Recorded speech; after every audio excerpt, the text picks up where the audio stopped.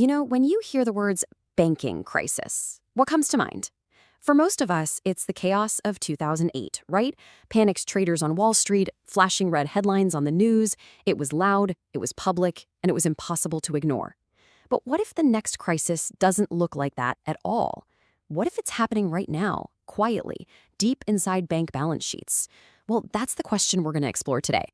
And that brings us to this really provocative quote from one of the sources we're examining. The crisis of 2026 is silent.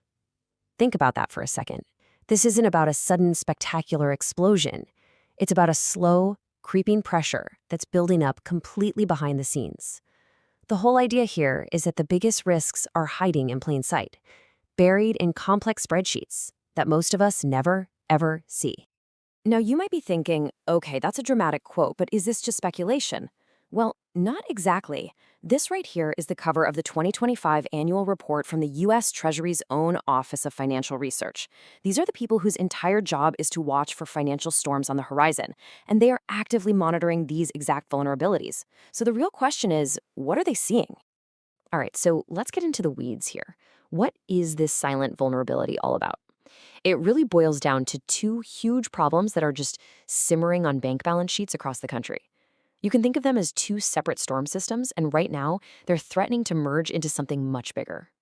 First up, let's talk about commercial real estate debt, or CRE.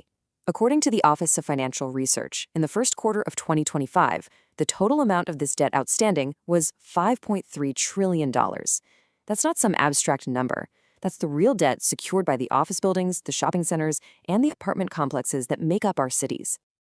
And then there's the second piece of the puzzle, unrealized losses. As of the end of 2024, the FDIC reported that U.S. banks were sitting on more than $482 billion in paper losses on their investments.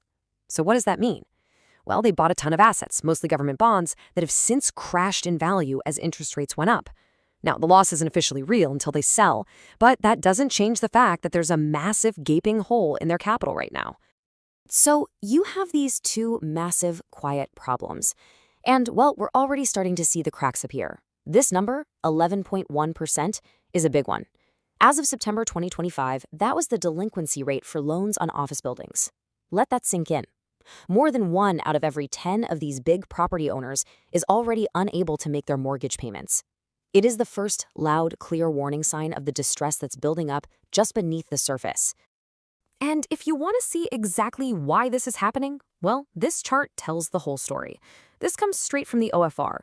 While prices for other types of property have more or less held steady, just look at that orange line. That's office property values. Since their peak back in 2022, they have fallen off a cliff, completely wiping out years and years of gains. Okay, so when property values plummet like that, what happens next? Well, you get defaults. And you can see that with crystal clarity right here. Just follow that dark green line. That's office loan delinquencies. Since 2023, it has shot almost straight up, leaving every other type of property in the dust. The economics are brutally simple. When your building is suddenly worth a lot less than the loan you have on it, your incentive to keep paying that loan starts to disappear fast. All right, so we've established we have falling values and rising defaults, a pretty nasty combination. But the big question is, why is all of this coming to a head right now? The answer is a concept that analysts are starting to call the maturity wall. It's basically a giant looming deadline that's about to force all of these silent problems out into the open. And it all hinges on something called the LTV trap. Let's make this simple.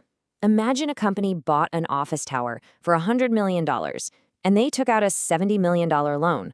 But now, because office values have collapsed, that same building is only worth, say, $64 million. The problem is, they still owe $70 million. No bank regulator on earth is going to let a bank refinance a $70 million loan on an asset that's only worth $64 million. So the borrower is trapped, and the bank is now stuck with a loan that is officially underwater.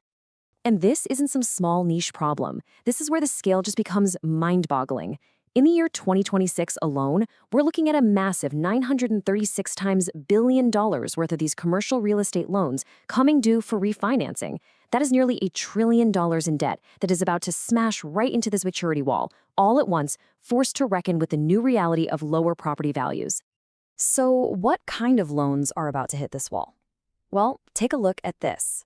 FDIC data shows that office loans, the single most distressed, most troubled asset class we just saw in those earlier charts, make up nearly a quarter of all the commercial real estate loans that have to be refinanced. The absolute weakest link in the chain is about to face the biggest test. Now, I know what you might be thinking. Hold on. Didn't we just go through this in 2023 with the regional banks? Don't the regulators have tools to handle this? And the answer is they did. Back in March of 2023, they rolled out emergency programs to contain the crisis. But the situation today is very different. Those safety nets that worked before are now freed, and in some key cases, they're gone completely. The big one, the real lifeline, was something called the Bank Term Funding Program, or BTFP. The Fed created it right in the middle of the 2023 chaos to give banks a source of emergency cash. But as you can see, that program was shut down in March of 2024. The primary tool that stopped the last crisis in its tracks, it's just not on the table anymore. So if that means safety net is gone, what are regulators doing now? Well, this is where it gets really interesting and, frankly, a little concerning. In late 2025, the New York Fed quietly, almost silently, removed the overall caps on how much emergency money it can lend to the banking system. You have to ask yourself, why would you remove the safety limits on an emergency lending facility unless you expect it's going to be used a lot more in the very near future? It's a subtle but very powerful signal of their own concern. Okay, let's just recap where we are. We've got a mountain of debt about to come due, we have shrinking safety nets, and we have regulators who, by their own actions, seem to be bracing for impact. So, what actually happens next? Well, the analysis really points to 3 potential scenarios for how this could all play out.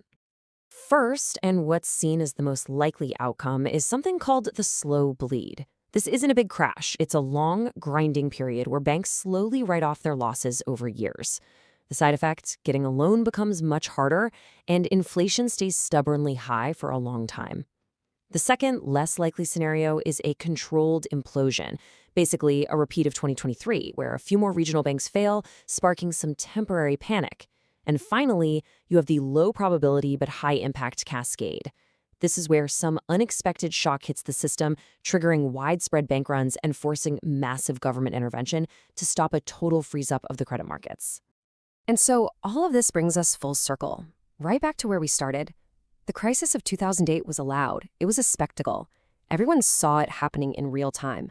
But the data we've just walked through from official government sources points to a very different kind of threat.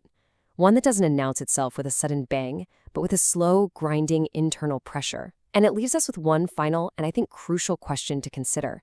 What happens, and what are the consequences when a crisis is silent?